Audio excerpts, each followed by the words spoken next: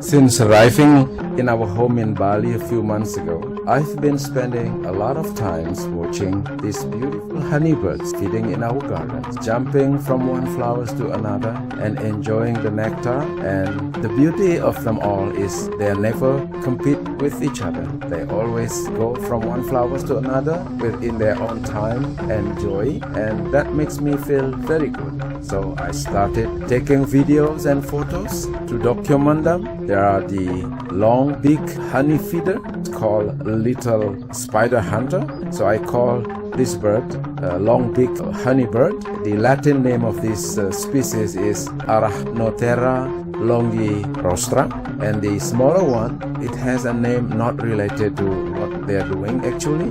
In Bahasa Indonesia, I call this bird burung madu kuning. The English word for this one is the olive-backed sunbird.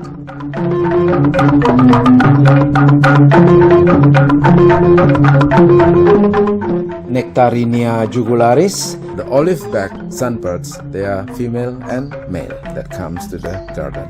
The male are more colorful with bright yellow breast and nice bluish black crown and neck. This bird is very fast and very timid sometimes.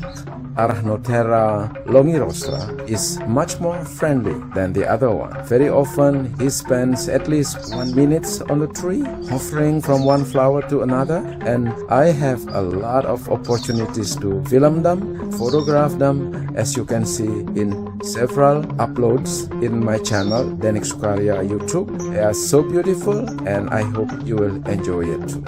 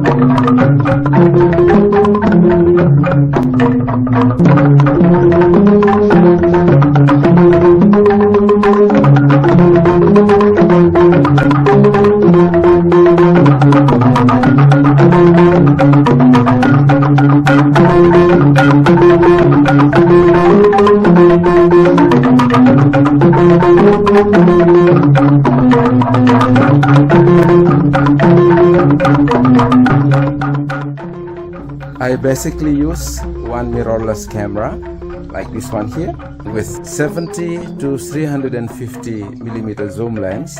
This range of optics that I have is just perfect for filming and photographing these little active and beautiful birds.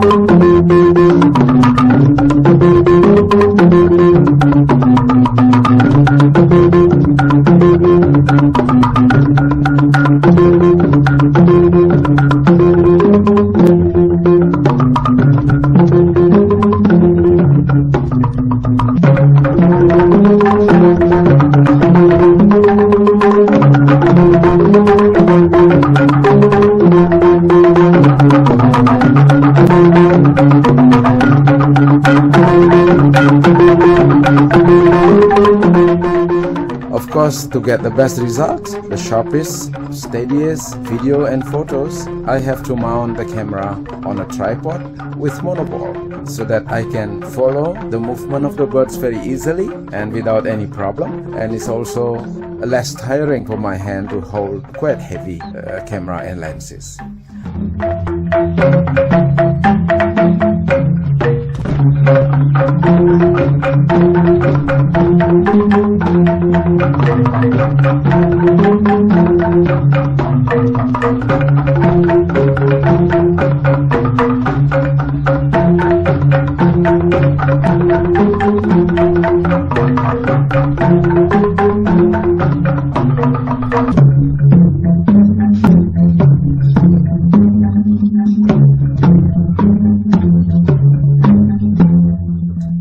I always set my ISO at about 1600 up to 3200 ISO to get the fastest speed possible, especially when the birds are hovering.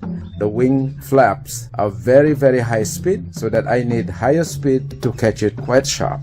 The wing flaps are so fast that even at 1250th of a second, the wings are still not fully frozen. So I get a good compromise with that speed. You can still see a little bit of movement, but sharp enough to show that the birds are flying and flapping their wings so fast.